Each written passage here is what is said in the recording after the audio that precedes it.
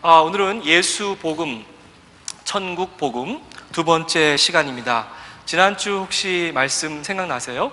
마음에 소금을 두어라 라는 말씀 드렸죠? 소금의 특징에 대해서 말씀드렸습니다. 예수님 맛이 나야 됩니다. 우리 삶 가운데 짠맛, 예수님 맛이 나야 되죠. 그리고 우리의 영적인 교만들이 이제 좀 숨이 죽어서 마치 숨 죽은 배추처럼 돼야 된다는 말씀도 드렸습니다. 얼어붙은 인간관계를 소금으로 녹이자 하는 말씀도 드렸어요. 그런데 지난주에 가장 중요한 말씀은 아마도 이것이었던 것 같아요. 구약시대에 제물에 소금을 뿌렸던 것처럼 우리 몸에, 우리 마음에, 우리 영혼에 소금을 뿌려서 우리의 몸 자체가 주님께 드려지는 귀한 산 제사가 되어야 된다. 이것이 바로 너희는 세상의 소금이다 라는 말씀의 영적인 교훈이다 라고 말씀드렸습니다. 오늘은 그 두 번째 말씀인데요, 역시 너무나 간단하고 너무나 잘 아시는 말씀입니다. 너희는 세상의 빛이다. 여러분 한번 따라해 봤으면 좋겠어요. 너희는 세상의 빛이다. 너희는 세상의 빛이다. 자, 오늘 말씀을 생각하면서 제가 빛의 세 가지 특징을 가지고 오늘 주님께서 우리에게 하시는 말씀이 뭔가에 대해서 함께 생각해 보기 원합니다. 첫 번째로, 빛의 특징은 뭐니 해도 어두움을 몰아내는 것 같아요. 어두움이 있는 가운데에 빛이 들어오면 더 이상 어두움이 있지 아니하고 환한 세상이 열리는 거죠. 몇 주 전에 신문에서 아주 해외 포토라고 그래가지고 아주 그 눈길을 끄는 그 사진을 한 장 본 적이 있습니다. 어떤 할아버지가 운전을 하시고 나오셨어요. 그때 폭설이 왔었나 봐요. 근데 다른 차들은 다 눈을 깨끗하게 치우고 나왔는데 그 할아버지는 요게 자기 이쪽 사이드도 말고 운전석 요만큼은 이렇게 간신히 닦아내시고, 그리고 옆에 요만큼 닦아내셔가지고 그 동네에 나오신 거예요. 그래서 결국은 경찰한테 제지를 받고 집에 돌아가셨다는 그런 사진인데, 그 사진을 보고 제가 너무 깜짝 놀랐어요. 정말 이렇게 얼굴만큼만 이렇게 아주 좀 더 치우시지 얼굴만큼 치우고 나오셨더라고요. 정말로 제한된 시야, 그리고 얼마나 위험천만합니까? 그 할아버지 생각에는 그 앞이 보인다고 약국에 약 사러 가셨는데 갔다 올 수 있다고 생각하셨던 것 같아요.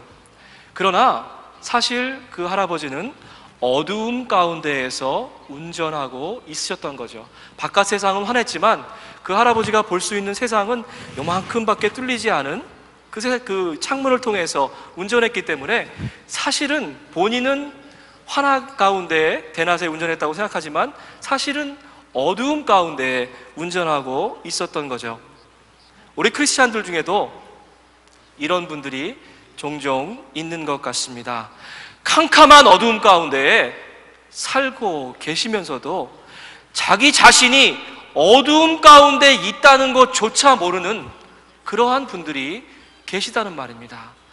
요한복음 1장에는 어떠한 분들이 어두움에 살고 있는가에 대해서 이렇게 구체적으로 말씀하고 있습니다. 참 빛이 있었습니다. 그 빛은 세상에 와서 모든 사람들을 다 비추었습니다. 세상은 그분을 통하여 지음을 받았는데도 그분을 알지 못하였습니다. 그분은 자기 땅에 왔으나 아무도 주님을 영접하는 사람이 없었습니다. 영접하는 자, 곧 그 이름을 믿는 자에게는 하나님의 자녀가 되는 권세, 자격을 주셨습니다 라고 기록해 놓았죠. 많은 분들이 오해하는 것이 하나 있어요. 예수를 믿고 나면, 신앙생활 잘하고 나면 이제 우리의 삶이 모든 위험과 환난에서 다 벗어난 정말 날빛 같은, 대낮 같은 그러한 삶이라고 생각합니다. 그런데도 여러분, 예수님을 믿어도 사실 우리는 오늘 당장, 그리고 교회 문을 나가자마자 어떠한 일이 벌어질지 아는 사람은 아무도 없습니다. 한치 앞도 알 수 없는 정말로 위험한 세상에 발붙이고 살고 있다는 것입니다. 그러면 질문이 생기죠. 믿으나 안 믿으나 세상은 위험천만하기 마찬가지인데 왜 굳이 신앙생활하고, 왜 굳이 우리가 시간과 에너지를 써가며 교회에 나와야 합니까? 여러분, 두 가지가 다릅니다. 첫째로, 위험한 세상을 제대로 볼 수 있는가? 그것이 믿는 사람과 믿지 않는 사람의 차이입니다. 그리고 또 신앙생활 하느냐 안 하느냐의 차이는 우리의 삶의 인생의 핸들을 누가 쥐고 있느냐, 이 차이가 있다는 거죠. 내 실력, 내 잘남, 내 능력만 믿고 사는 사람들은 마치 그 할아버지, 눈앞에 보이는 세계가 다인 줄 알고 운전하는 그 할아버지와도 같다고 생각이 듭니다. 아슬아슬하게 고개 운전하지요. 그러나 얼마나 위험한지조차 모릅니다. 아예 편안하게 어둠 속에 파묻혀 있지요. 세상이 얼마나 악하고 추악하고 더러운지 알지 못합니다.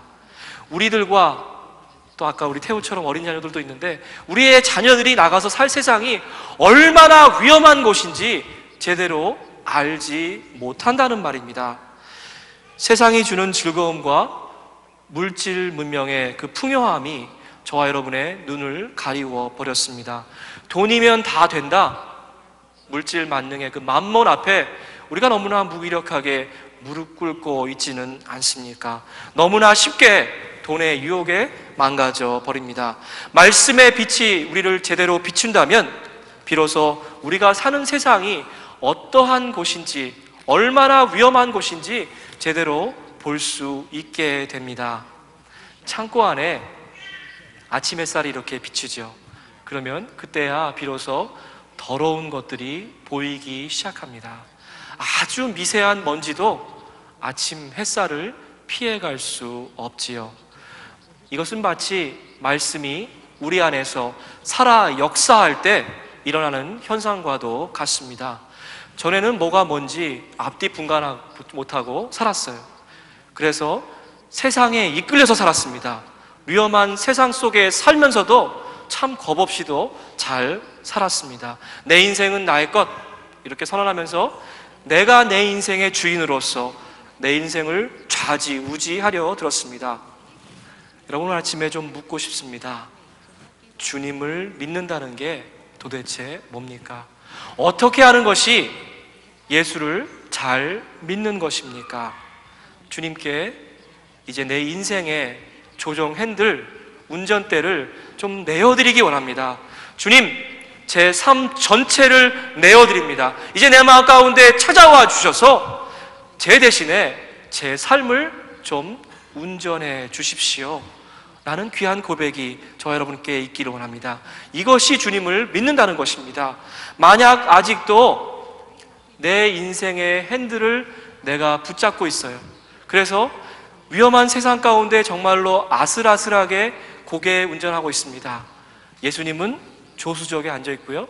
우리가 난폭 운전할 때마다 예수님이 진땀을 흘리시면서 정말로 이렇게 하고 있는 것이 우리의 모습이라면 우리는 예수님을 믿는 것이 아니지요.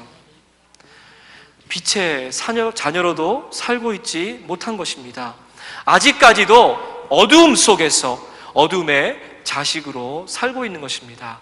시편 119편에 기록된 말씀입니다. 주님의 말씀은 내 발의 등이요 내 길의 빛이니이다. 빛의 첫 번째 특징은 우리의 삶 가운데 어두움을 몰아내는 것입니다.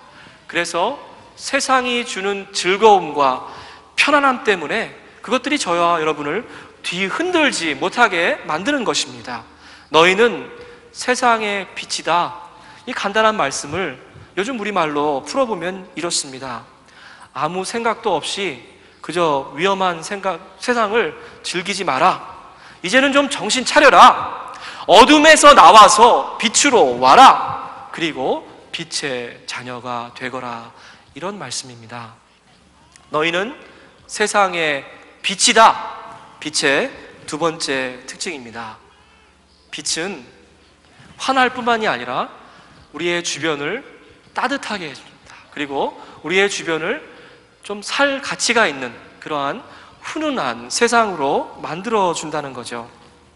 지난주에 우리 목사님들하고 이렇게 함께 쉐어를 했어요. 쉐어를 하는데 그 쉐어의 수준이 정말 장난이 아니더라고요. 목사님들 목회하시는 과정에서 느꼈던 것들, 여러 가지 얘기들을 나누는데 정말 함께